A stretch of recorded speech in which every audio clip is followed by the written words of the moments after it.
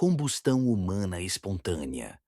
Por volta das 8 horas do dia 2 de julho de 1951, uma mulher chamada Pansy Carpenter recebeu um telegrama.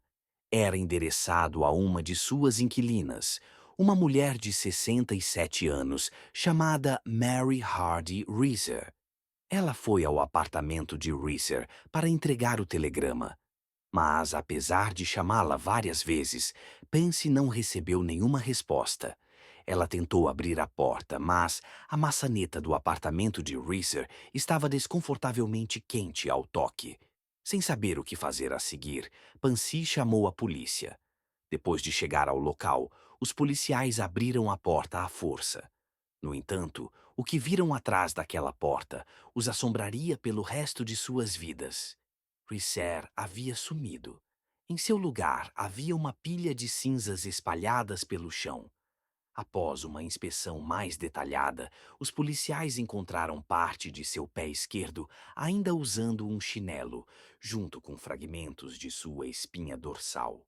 Ainda mais bizarro, relatos posteriores mencionaram que seu crânio havia encolhido para o tamanho de uma xícara de chá. O que tornou a descoberta ainda mais estranha foi a condição do apartamento. O fogo que consumiu o corpo de Rezer estava confinado a uma área chocantemente pequena. Os móveis ao redor permaneceram intocados. Em seu relatório, o chefe de polícia de São Petersburgo, J.R. Reichert, declarou: solicitamos qualquer informação ou teoria que possa explicar como um corpo humano pode ser tão destruído e o fogo confinado a uma área tão pequena e tão pouco dano causado à estrutura do edifício e aos móveis da sala, nem mesmo queimados ou danificados pela pesquisa de fumaça. A morte se tornou um dos casos mais infames do que agora é conhecido como combustão humana espontânea. Este fenômeno descreve casos em que as pessoas, aparentemente, se incendeiam e queimam até virar cinzas, sem nenhuma fonte externa de combustível, deixando para trás apenas alguns restos, como uma perna ou uma mão. Algo semelhante aconteceu com o médico John Irving Bentley, em 1966, onde a única coisa que restou dele foi a parte inferior de sua perna direita e o resto foi queimado até virar cinzas. Mais tarde, em 1979, outro caso virou manchete. Uma mulher de 51 anos, chamada Beatrice Aski, sofreu o mesmo destino no Dia de Ação de Graças em uma vila em Bolingbrook, Illinois. E por mais absurdo que pareça o conceito de humanos pegando fogo inexplicavelmente, definitivamente não é uma farsa ou lenda.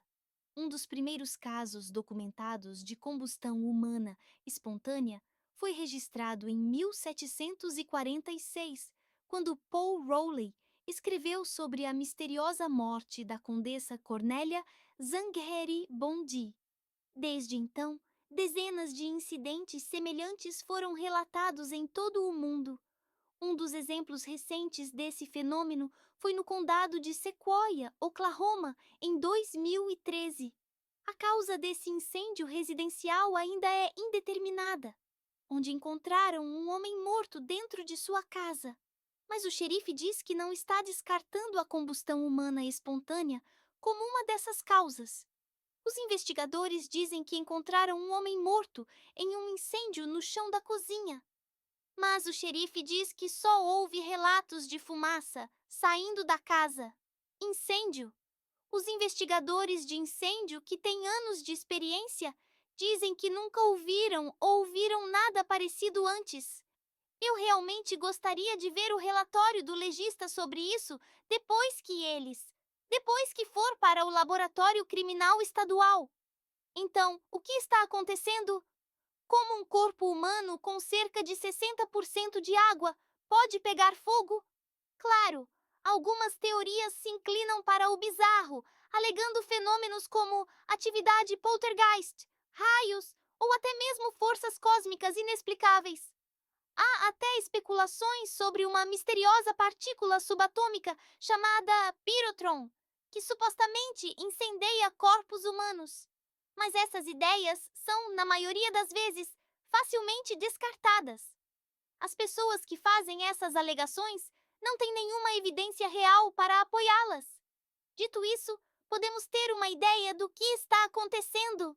Depois de analisar mais de perto todos os casos relatados e depois de analisar a maioria deles, notei algumas semelhanças entre as vítimas. Notavelmente, muitas delas eram idosas e mais pesadas em termos de peso, tinham problemas com bebida ou fumo, e uma fonte potencial de fogo estava próxima, como um fogão ou lareira acesa. Pesquisadores também notaram essas semelhanças e propuseram a teoria do efeito pavio.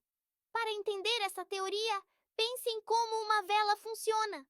Quando acendemos o pavio, ele usa a cera ao redor como combustível para queimar por um tempo extremamente longo. Então, de acordo com a teoria do efeito pavio, algo assim deve ter acontecido. O fogo provavelmente começou de uma fonte externa, como um cigarro aceso ou uma faísca da lareira, acendendo as roupas da vítima. A pessoa estava desmaiada por beber ou estava fraca demais para apagar o fogo imediatamente. Ou antes que as roupas pudessem queimar, a gordura armazenada em seus corpos começou a agir como a cera de uma vela, fazendo-as queimar até que não restasse mais nada.